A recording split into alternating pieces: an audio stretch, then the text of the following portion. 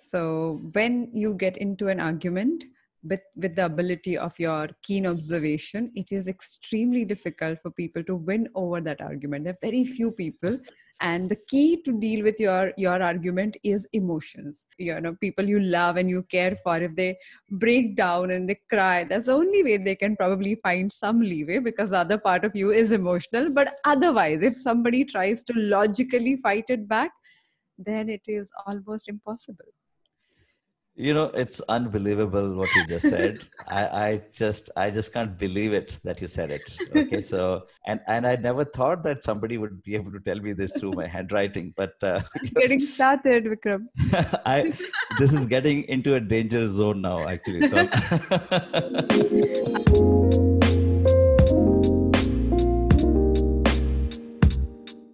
Welcome to Absolutely Right, the very first graphology-based podcast show in India. My name is Aditi Surana. I am a graphologist, a high-performance coach, and the host of this show. Now, when we talk about graphology, which means handwriting analysis, you may wonder, why do we do this show? And why do we have to analyze people and, get to know about themselves? I have a few reasons. First one is I'm passionate about this work, and I get to learn a lot every time I talk to a leader, an entrepreneur, somebody who is really passionate about what they do, and that exploration keeps me going.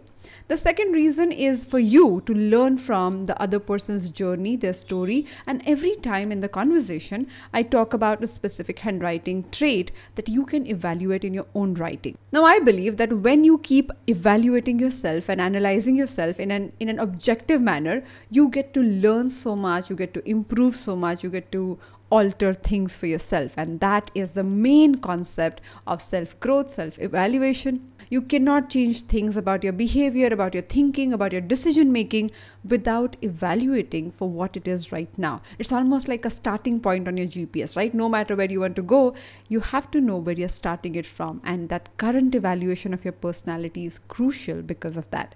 The third reason is when you hear an inspiring story, people who have gone through their ups and downs, people who have struggled through their journeys and still chose to walk on that precarious path, you get inspired. And that's what we require, all of us require in these challenging times. So without further ado, let me introduce you to our guest today, Mr. Vikram Gupta, who is a managing partner and founder of a $200 million venture capital fund called IvyCap Ventures.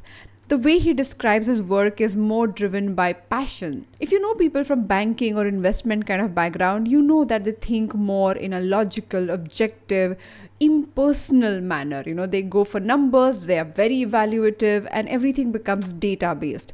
I was surprised to look at Vikram's handwriting, where I found his emotional side, his musical bend of mind, and compassion and passion to help people grow along with the numbers. Now that is interesting, right? We cannot put people in different boxes and label them for their career. We really get to understand the nuances, the leadership style, the personality behind the profession. Now that is an interesting part of today's conversation, to see both these sides balanced and beautifully played out. Now let's jump into the conversation right away. Vikram will join us in a moment. Hi Vikram, welcome to Absolutely Right.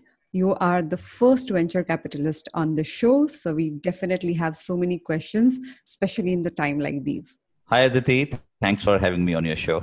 I'm really excited about it and looking forward to it. So I looked at your handwriting sample. Before this conversation, I had requested you to write a paragraph on a blank sheet, unruled sheet of paper, along with your signature. And I have that in front of me. And now I'm going to analyze your personality, talk about your decision-making style, how you talk to your entrepreneurs and how you evaluate things, and much more based on the writing sample that I have in front of me. Now, the first thing that comes to my mind, which I did not expect, is you have a creative bend of mind, which is kind of interesting. I was expecting like complete evaluative, to the point, analytical thinking here. But to my surprise, it is a creative writing with more connections and more flow. It's quite exciting when you say that. And I almost thought that you probably did a little bit of Google on me. I am a creative person, so You're absolutely right about that. No, but why do you call yourself a creative person? What do you do? I am a singer, and I also write songs. Okay. I'm very passionate about music. That's amazing. Like so many times we believe that one people in particular career should have certain personality type, and every time on our show we get surprised by seeing people with multiple passions and talents. It's amazing to even look at it. Now, the first thing that comes to my mind is I feel, unlike most venture capitalists, for you, this career is driven by passion. And I'm saying that because when I look at your writing, the slant of the writing is more towards right.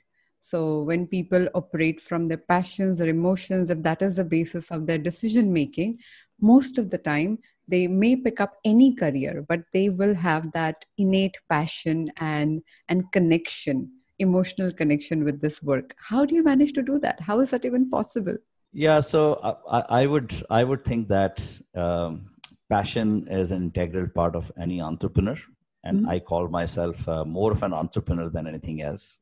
Every day of my life, ever since I started IvyCap, I just love that day more than the day before, and I've really enjoyed this journey. There are ups and downs, and that's part of the journey. I'm very passionate about venture capital, entrepreneurship, investing, and creating value. And what Uh, got you yeah. started on this journey? So, I probably discovered this over a period of time. Before starting IvyCap, I was with a large group in India, a pyramid group, where I had set up a private equity fund. During that experience, I learned quite a few lessons about life, and I discovered myself during that experience. And that discovery led me to believe that I really enjoy helping others, helping entrepreneurs, helping or supporting the dreams of entrepreneurs. As luck would have it, the Piramal Fund, had a situation where they sold their healthcare business to a large pharma giant, and in Mhm. the process, I got the opportunity to start my own fund. So I started in 2011, and because I came up with certain ideas which I thought were very unique Mhm. and were never done before, the execution of those ideas was even more exciting.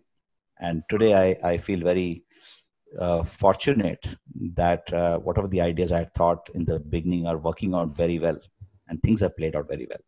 So by exciting, you meant challenging, right? Challenging, and there is always a risk reward, right? So if you're taking risk, there is a reward, and when you actually see those rewards, you really enjoy those rewards. So give us an example of that. Give us a story there. So it's very interesting. When I started IvyCap, prior to that, when I was raising that fund, which was $100 million fund in 2008, Mhm. uh, when I started raising that fund, the market started crashing. You might remember 2008 was a very Yeah, bad year, right. and especially for raising funds. So the markets were melting, and if you imagine you going to an investor and asking them to invest Money, in a yeah. fund. So I actually, between 2008 and 2009, I raised $100 million in a private equity setup, which was first of its kind. It was a healthcare fund, first healthcare fund of India. Okay. And I would say that, of course, I was able to achieve that, one, because of the Piramal brand name, two, because of the healthcare sector focus, Mhm. and three, because of the support system from the former chairman of State Bank of India, who joined Piramal at that time. And in the process, in about 12 months, I raised about $100 million in that market. Wow. Especially in that time and that market. So I'm going to come back to your handwriting and talk about one of the most important aspects of your sharp thinking and keen observation. When we look at your writing, there is, every letter like M or letter like N is pointed in its formation. And anybody who has a stroke like that, it talks about your ability to make acute observations, very quick judgment, and constant evaluation of the information that comes your way. And that is your second nature. The fact that you're in this business, the fact that you are, considered as an intelligent student from the beginning, all of that happened. But whatever you're doing in life, that constant observation, even if you are vacationing, even if you are like not supposed to think about things and evaluate, that observational mind constantly keeps processing the information and literally connects the dot to create different patterns that other people cannot see. I've started falling in love with your this analysis, Aditi. In fact, it's amazing how you're able to identify some of these nuances of writing specific letters. I think you're absolutely right. In fact, many times people tell me that because I'm a Virgo, therefore I'm a perfectionist. I identify small things and I go into the nitty gritties and the detailing. Uh, I'm not much believer of all this zodiac signs, but I think I'm sure there must be some correlation. But I never thought that handwriting analysis can actually give so much about a person's personality. But I would say you're absolutely right about that. Thank you. So, it keeps on building up, because the next point I'm going to make is especially for your wife and people around you. It is about argumentative nature. So when you get into an argument with the ability of your keen observation, it is extremely difficult for people to win over that argument. There are very few people. And the key to deal with your argument is emotions. If the person, people you love and you care for, if they break down and they cry, that's the only way they can probably find some leeway, because the other part of you is emotional. But otherwise, if somebody tries to logically fight it back, then it is almost impossible. It's unbelievable what you just said. I just can't believe it that you said it. Okay, so you are absolutely right, bang on. So this is, I don't know whether this is. I thought maybe this is unique to me, and nobody will ever figure this out. And I never thought that somebody would be able to tell me this through my handwriting. That was the last thing I would have ever expected. But It's getting started, Vikram. I this is getting into a danger zone now, actually. So I need the email IDs of all your family members so that we can circulate it properly. my goodness, I think this is amazing. I must say that. So So I was talking about that argumentative trait because in the letter P, sometimes people have the antenna before they start the letter, like that little line that goes on the top that shows the argumentative nature. But I'm combining that with other 2, 3 traits that I spoke about, and the whole analysis, or the way I interpreted, came from the multiple traits that I today spoke about.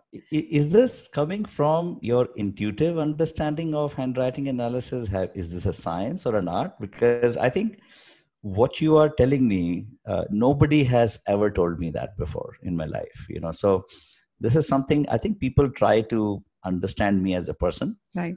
and this is one thing which is part of my core, I would say, nature or behavior. It happens for a period of time, and whenever I do, sometimes I do get snubbed for being argumentative, but at the same time I think um, you're right. Emotions do get attached, and I try to sometimes just behave in a very different way, but of course only with the people who are very close to me, Right. who I care for. So you're right about that. So, Vikram, to answer your question, the study of graphology is mathematical. So, you literally look at and evaluate each stroke, the length of it, the formation of it. It's completely mathematical. And it's beautiful how two different behaviors can be depicted, and then how you can combine them to talk about a specific behavioral pattern. But the way to word all these things, or to give specific feedback, or to articulate it in the manner, I think that's the form of art. Because more people you meet, you see different variations, and you start understanding the nuances of it. And I'm a gifted Uh, dyslexic. No, no, I dyslexic. can say, Thereby- I No, no, can see I that. didn't mean that way. I'm a gifted dyslexic, so thereby so many calculations happen naturally beyond my logical understanding. So by the time it comes out and the way I say it, sometimes it surprises me. I'm like, oh, that was a very interesting way of putting the same point. So No, it has to be gifted, because I think these kinds of things, otherwise, I don't think will come so easily. So it's amazing. thank you. Thank you so much. Yeah. So what do you? What questions do you have for me? It's very interesting to, I mean, I feel very fortunate actually to be having this session with you, because I think, to be honest, I never realized that this could be very interesting like this, where you are, you know, you're going to come with things very specific to my personality, which nobody else would know so easily. But just from my experience of what I do, and as you said, I'm very passionate about my what I do from a venture capital, helping entrepreneurs. The mantra of my life is help people succeed, and they will work extra hard to make you successful. True. You know, I Well, always find I always find myself in the middle of some very hard decisions at times, when you have to take a call. You're always supporting entrepreneurs, but there is always a point that comes when you have to decide between cutting the cord versus continuing to fund entrepreneurs. And it has happened 3 to 4 times out of 30 investments that we've done so far, where we had to really take that call. I don't know if you have any views on how one deals with such situations. Of course, there is a science part to it. You take financial decisions based on whether this will make a financial sense, but there's a human and the emotions part to it as well. So I don't know whether you have a view on how to deal with such situations. okay. So before I talk about how you look at the emotions, let me tell you that if you see somebody lagging or not performing, and if your data and your science is saying that over and over again, you do not act on it until you have to, which means there has to be uh, a warning, or at least 2 to 3 triggers or red flags that had gone already past for you to really look at it and get to that point where you may consider closing the door for this person or cutting the cord.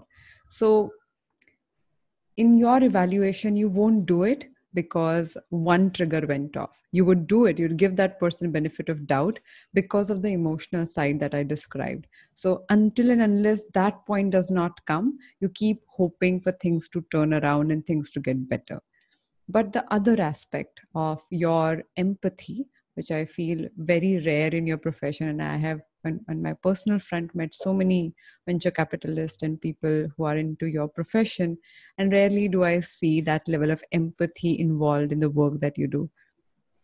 So with that level of empathy, when you understand where the person is coming from, you feel guilty for doing it, and this is where the hitch is. Yeah, you're right about that. And I think unless you have that empathy, it's very hard, because ultimately it's a people business. So you're actually, unless you connect with people, unless you understand their needs, unless you understand what makes them successful, what failure means to them, it's very hard to really create value together.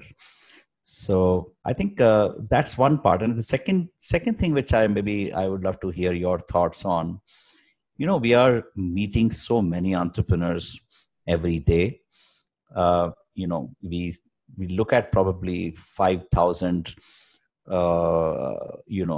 ideas every year before we invest in 10 to 12 out of those, right? So it's a pretty, the filtration process is very, very rigorous. And as you can see, it's very hard sometimes to reject ideas. There are ideas which you believe in, you believe that yes, this will work, but then there is one part out there which just doesn't work with you, and you believe that this is not going to be the right investment for you. There's a human aspect to that. There's an emotional aspect to that. Your scientific method would say that yes, this investment is going to work, but there's something which is emotional side, which tells you, something is not right here. So I don't know whether you have any thoughts on that.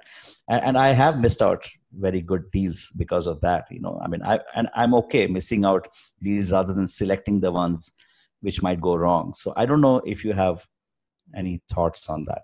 So, your intuitive ability, and by intuition, I never mean like those esoteric comments. By intuition, I mean the trained aspect of your observation that becomes so natural that you can't logically figure it out. That's what I call intuition most of the time. So, so many things that you keep observing in the patterns that you have built while evaluating people, their way of functioning, the way their acumen to deal with money and other aspects. So you're highly observant, as I said. So thereby you keep absorbing all these things, and the evaluation, which I'm talking about, your personal evaluation of the thing, happens in an automatic manner. So the gut feel that you are referring to here is very, very strong. So I believe that if you do not count on that gut feel, you'll go against your own empathy. You won't be able to back up that entrepreneur when things go south. You won't be able to stand by the tough time. And this is where things have to be in alignment of your own personality. I believe in this, that every time we make career choice, or any choice for that matter, but in this case only career choice, to stick to our question, we have to find our alignment with it. Otherwise, we may achieve a lot, but people become very unhappy at the end of it. And the reason you Yeah. continue to digest this level of risk taking is because every person that you invest with, you have conviction behind it. So please Mhm. don't miss that conviction, because the day you start operating only from logic, in your case, it won't work at all. So what's your? I mean, again, I'm quite impressed with your analysis, and and as I said, it might be even going to danger zone, asking questions about things where I do believe that you probably know a lot more than you're telling me. But I would love to know more about what you think about how I should handle maybe relationships. I think one thing which I've realized is, in general, even from a professional perspective, I'm very experimental in nature. Right. I will keep experimenting with ideas, and I do believe that, there's always an opportunity, even if things are going down, they're going south. There is always a positive side to it. Even in the current unfortunate situation of COVID, Right. I keep looking at what's the positive side to it, what's the opportunity out there. So I don't know whether you have any thoughts on, whether are there any things I need to improve in myself when it comes to relationships, or when it comes to um, building a strong personal relationships in that sense. Okay. I have three things which are very specific. First one, because you are a perfectionist, which I would add to, for our listeners to look at their own handwriting. There are two traits of perfectionism here. One is the second hump in letter M is taller than the first one, clearly talking about perfectionism. And second thing is sensitivity to criticism, which is seen in the letter D when the loops are pronounced in letter D. And both these things put together, when we talk about your perfectionism, then one is internal evaluation, and another is you do not want other people to taint your image, or say things frivolously about the work that you do. So both these things keep you under this, very strict regime to perform and behave and to do things in a particular manner. Now, when it comes to relationship, because you are so particular about your way of dealing with it, you also become very particular about other people's behavior. So the evaluation mechanism you have on yourself, you tend to apply that on others. And most of the time, they fail to live up to that expectation. And then you walk into relationships with that sense of disappointment. And then you do it as if you're compensating. So I feel that Hmm. one thing must be changed, because, we got No, to I think that's there. where the empathy comes into play, and you're absolutely right. And you're right. Maybe sometimes you expect others to kind of. I mean, sometimes I keep asking questions to myself. if you told me that this is what success means to you, then why are your actions not supporting what you told me? So, I try to reconcile at times, what people tell me versus what their actions are. Right. So that's one thing which upsets me. But at the same time, I think it's also uh, important to make sure that people are, I also try to go out and build active relationships. So networking, for example, has been my core part of my Work. personality, and it's And also required for this kind of a thing yeah, which I and do. but your role, more I think about it, is like a principle of say an institution. So you want to make sure that you are empathetic about people, but at the same time you are very clear about the guidelines that people follow and they perform. So both the things are very, very important. So you cannot let go of one for the other. So, but that was my one important area. Second one is you are highly learnable.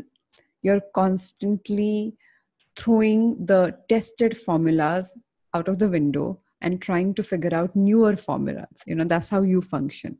And at that speed, it is difficult for people to cope up. So I'm so sure that you get mostly bored in social conversations because people do not stimulate you enough. And thereby you're like, okay, I have to be here and be empathetic, but what are we getting at? And that happens a lot. I And think I'm you're sure right people about see that. through that. I'm actually, that is probably, I think it's a combination of a good thing and a bad thing. I'm very objectives driven. In a conversation, I will always keep looking for, so what's your point? Yep. uh, Rather than just listening to the emotional side of it. I hardly get emotional. I really get emotional. Even if it's a very emotional conversation, I have to be very, very involved in it. But even in that situation, I would keep looking for, so what are we getting to? What is the outcome? Because I think in the bigger picture, I see life is short. There's only so many years left in life. You have to live in your present. You have to make the best use of your time. You have to keep planning for the future. You have to work hard. You have to be disciplined with your time. You have to plan well in advance. So I think these things have helped me actually also. I agree. And I feel it's not that you do not listen because, you're highly observant and you're a great listener. So that's not true.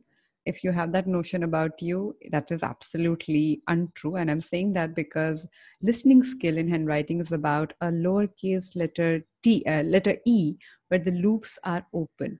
Now, in your case, most of the loops Mhm. are open, and thereby listening skill is an important area, how you observe people and you understand them.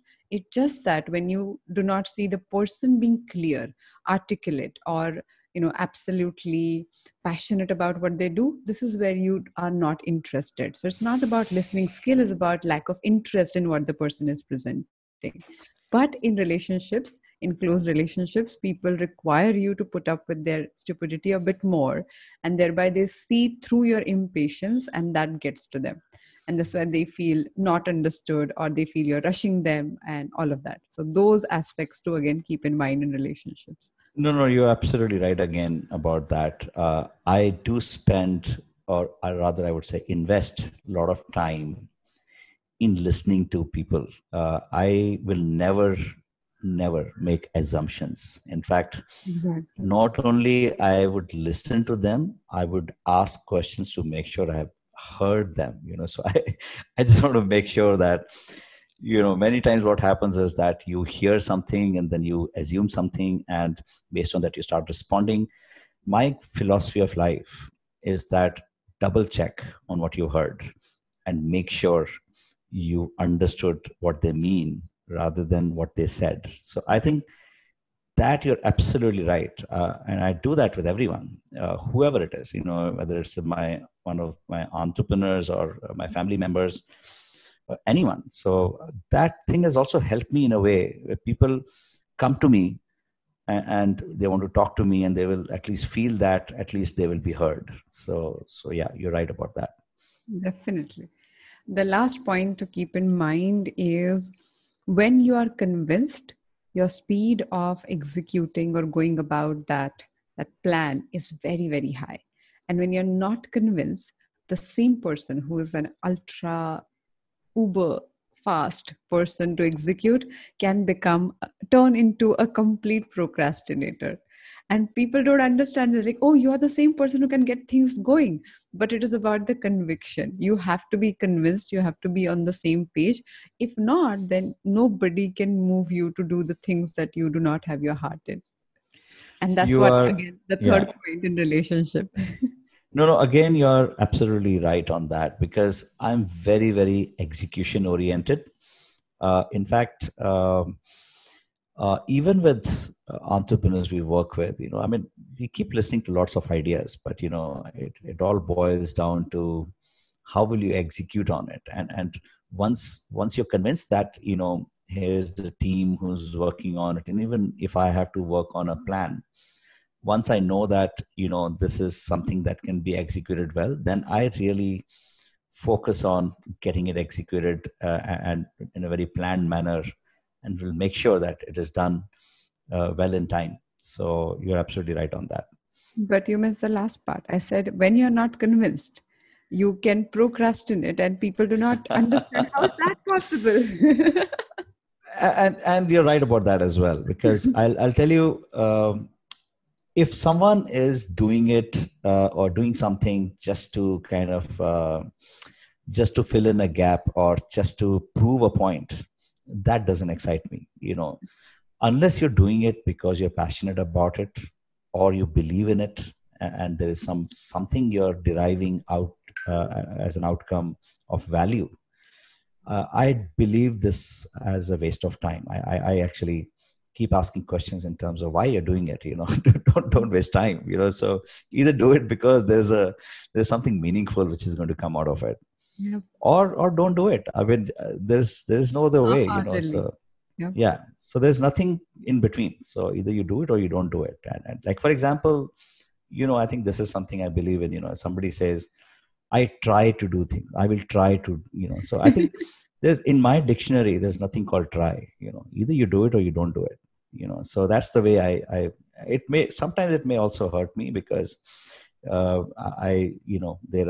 could be people who genuinely are trying, and but I kind of tend to push them really hard. So No, yeah. but this is who you are. And I think that's the fun of working with you.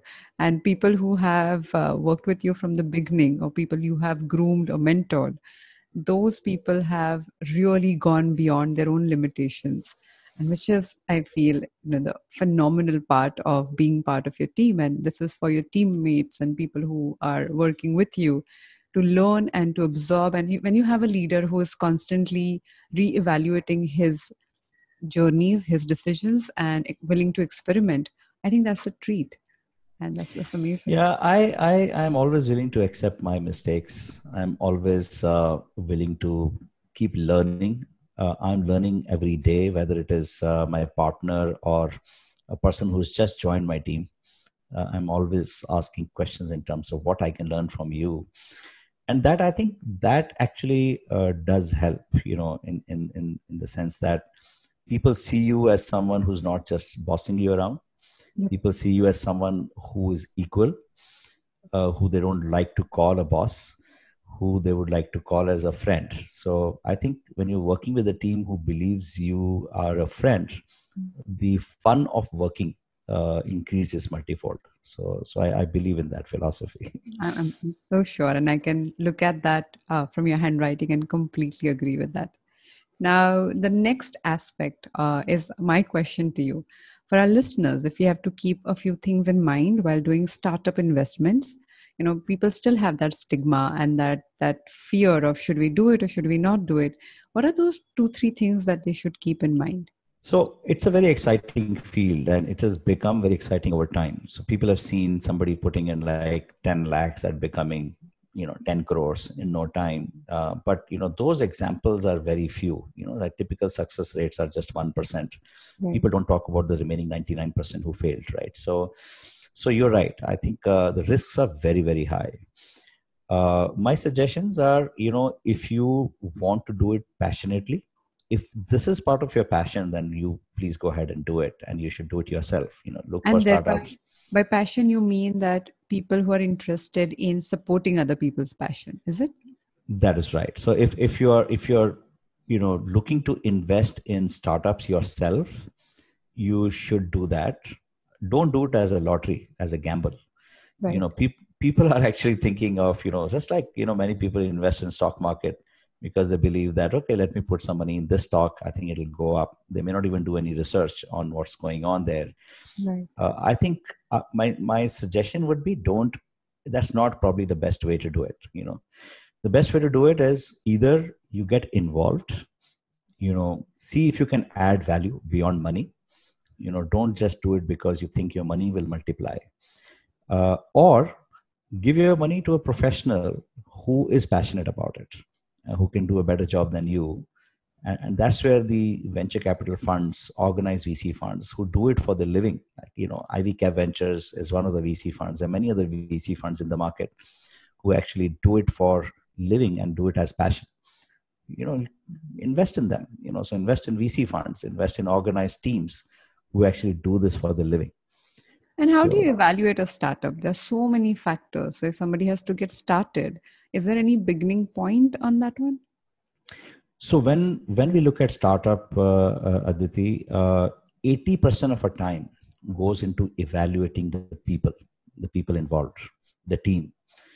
Exactly. I would love to maybe, get you involved and get their one pager handwriting to you. Would And love to then do that. It would be amazing. Yeah. I think this, I never thought earlier that this could have been an option, but going through this whole discussion with you, I believe that's definitely a practical option.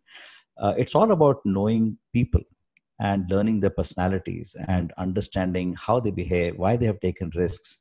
Are they doing it for genuinely solving a problem? Or they're doing it just because their neighbor did it and created large value for themselves, and therefore they think that they're smarter than their neighbor and therefore they should be doing it. It's very important to be doing it for the right reason. Right. So therefore, most of my personal time, for example, when I'm evaluating a startup, goes into understanding that person, that team, which has stake in the business, and it's also important to understand the psychology behind how they distributed the value to their team members. What's the shareholding distribution to the entire team? Value sharing is value creation. So do they believe in that? Many times, you'll have a single entrepreneur just, not wanting to share stake with other team members because they think, oh, I can do it myself. Again, that tells something about the behavior of the person. So once you understand the people, I think the problem they're solving becomes a part of their behavior of choosing that particular problem, why they chose, right? So it also shows about why they decided to focus on that problem. And then the questions come around, is this a large enough problem to be solved? Will this scale up? Therefore, will they be able to execute to scale up that, right? So there are questions around the business model. Will this be a profitable business? Will they burn a lot of money to achieve their goals? Then it comes to a technical evaluation of those things. So I think post that we do a lot of assessment of or validation of the claims they made. They make claims. They make claims that our product is very well accepted by the customers. The pricing is right. The profitability will only increase. The only way to validate that is actually go to the market and ask questions to their customers, to their employees, and validate their stories. So that's called due diligence. Right. So then we go into the assessment of validating their claims. So once we validate those claims, many times, and majority of the times, only 70 to 80% of the claims are validated. Remaining 20 to 30% is always something they would have, given, projected or imagined or assumed. So then we go back and deciding on whether that has an impact on our investment philosophy. Should we still invest in this? is the team right? Maybe can they be mentored? Can the business model be tweaked around a little bit? And we still invest in it, but we tweak around the business idea. So there are lots of those questions we ask to ourselves before investing. That's amazing. And probably that whole process of going through each entrepreneur and evaluating all these factors is the reason behind your success. Every interaction with an entrepreneur is a learning experience, I can tell you. I'm sure same thing for you. When you look at so many handwritings, each sample, you learn you learn something new every time, right? So it's very similar to us as VCs, as venture capitalists. Vikram, will it be too much if I request you to sing? It won't be too much. I am always passionate about it. I can always sing a few lines. And I actually composed a song for IIT Delhi. Okay. In fact, this whole endowment fund of IIT Delhi is come out from a lot of passion. So I totally believe in this whole thing. And I wrote a song for that along with a friend of mine, and then composed the music and then did the video. So wow. You go to YouTube and just write down IIT Delhi Endowment Fund. That's a song which I have written and composed and made a video of. I have got lots of IIT Delhi alumni in that song, with very successful entrepreneurs there. But just to sing a few lines, that's basically, okay, so let me just sing a few lines. तूने बंद आँखों से देखे थे ख्वाब जो है जुबां बिना तेरे दिल को फिर भी है याद वो है रास्ता तुझको पता अब ढूंढ ले मंजिल के निशान खुद बना ले जिंदगी मत समझ ये भाग है ना खत्म जो हुई वो तेरे अंदर की आग है आग है आग है आग है आग है. Kya baat. Oh my God, goosebumps. This is amazing. Not only the voice, but the wording. So powerful. Thank you. Thank you so much.